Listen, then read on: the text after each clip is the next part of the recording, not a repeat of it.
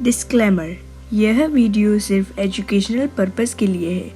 हम इस वीडियो में किसी भी धर्म जाति का अपमान नहीं करेंगे। यह वीडियो सिर्फ एजुकेशनल पर्पस के लिए है, सो इसीलिए इसको एंड तक ज़रूर देखना। तो चलते हैं हमारे वीडियो की तरफ। हेलो फ्रेंड्स, मैं हूँ मिरोस्लाव। और क्या आपको पता है ईरान 99%, सऊदी अरेबिया 97%, पाकिस्तान 96% और इराक 95% मुस्लिम पॉपुलेटेड कंट्री है। फिर भी इंडोनेशिया के पॉपुलेशन में से 87.7% लोग ही मुस्लिम हैं, लेकिन ये दुनिया में सबसे ज़्यादा मुस्लिम पॉपुलेटेड वाला कंट्री है।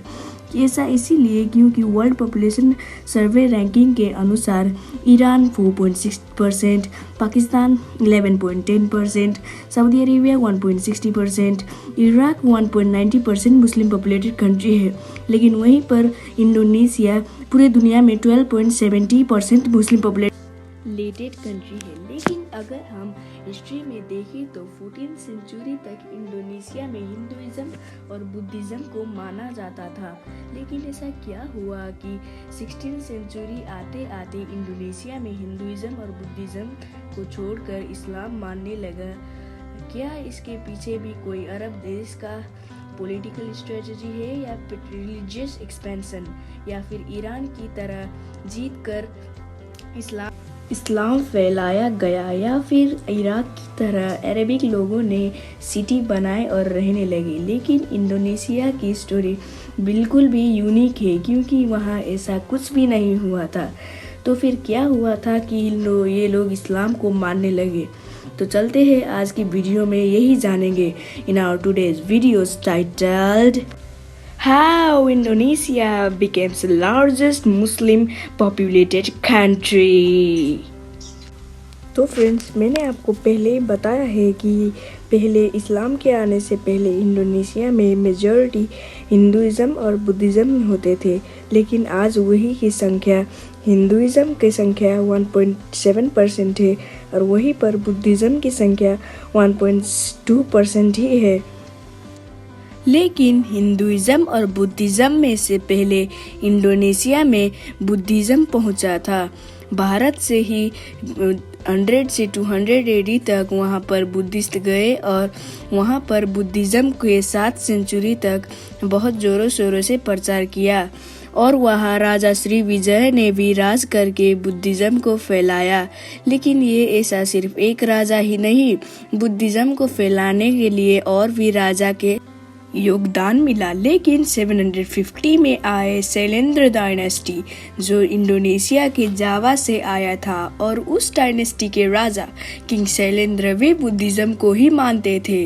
और ऐसे ही राजाओं की वजह से इंडोनेशिया में अगले 250 साल तक बुद्धिज्म बहुत फैला। लेकिन 1025 AD आते आते भारत के चोला एम्पायर राजेंद्र वन ने बहुत बड़ी सेना खड़ी की और समुद्र में तहलका मचाते हुए श्री विजय एम्पायर को हराते हुए पालमबांग और 14 पोर्ट्स में कब्जा कर लिया। और उसके बाद 13th सेंचुरी से 16th सेंचुरी तक उन्होंने वहां पर राज किया और इंडोनेशिया के लोगों की ज़िंदगी आम चल रही थी।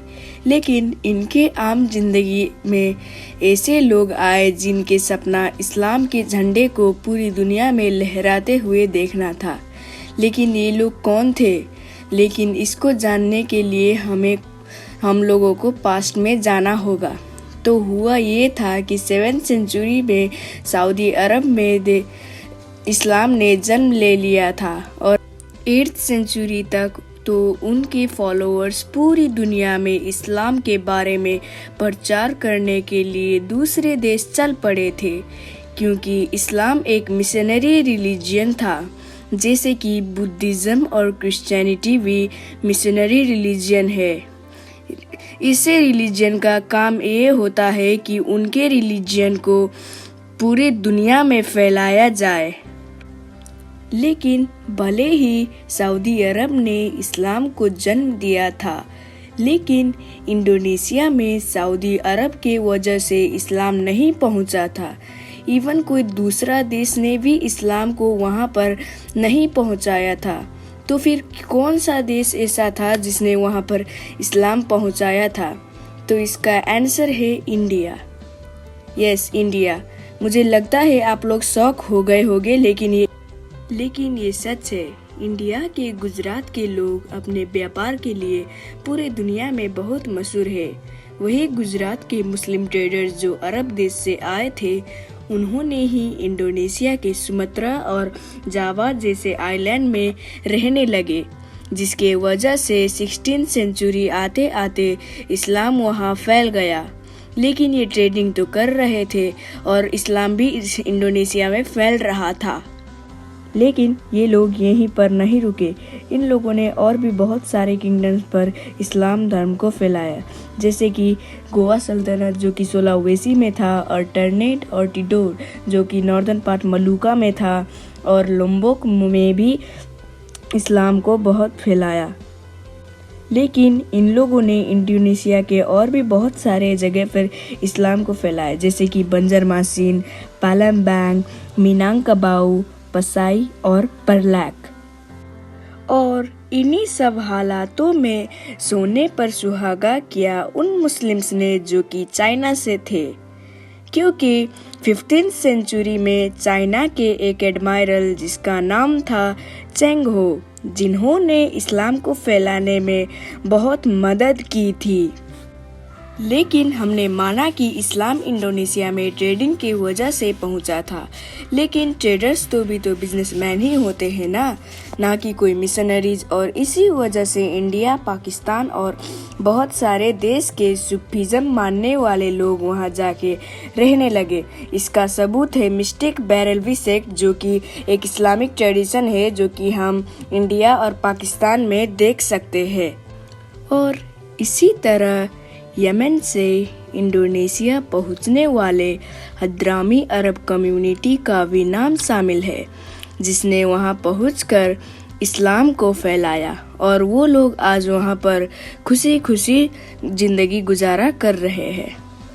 लेकिन अब मैं इस सवाल का जवाब दूंगा जो मैंने आपसे पहले पूछा था, कि ये कोई अरब देश का पॉलिटिकल स्ट्रेटजी है या फिर कॉन्कर करके यहाँ मुस्लिम्स आए। और जैसे मैंने आपको पहले बताया कि ऐसा कुछ भी नहीं हुआ, तो फिर इसके पीछे का प्रोपगेशन ये है कि इंडोनेशिया के लोगों की गरीबी और बहुत कम मिलने वाले प्रिविलेजेस और उन्हें ना मिलने वाली सिक्योरिटी, क्योंकि अगर वहाँ के इंडोनेशिया के लोग अपने आप ही इस्लाम धर्म को नहीं अपनाते तो उन लोगों को शायद मार भी दिया जाता था।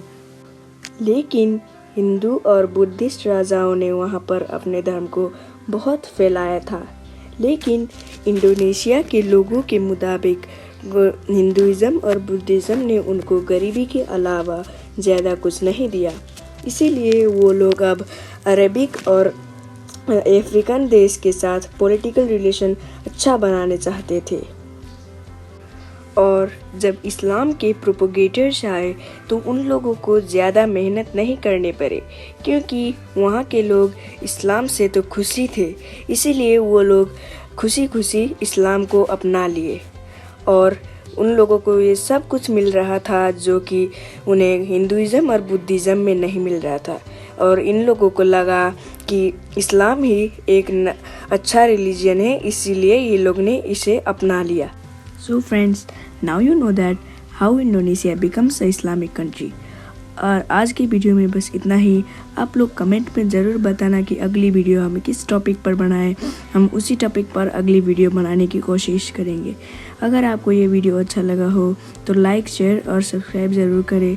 मिलते हैं आप लोगों से अगली वीडियो में, तब तक के लिए बाय।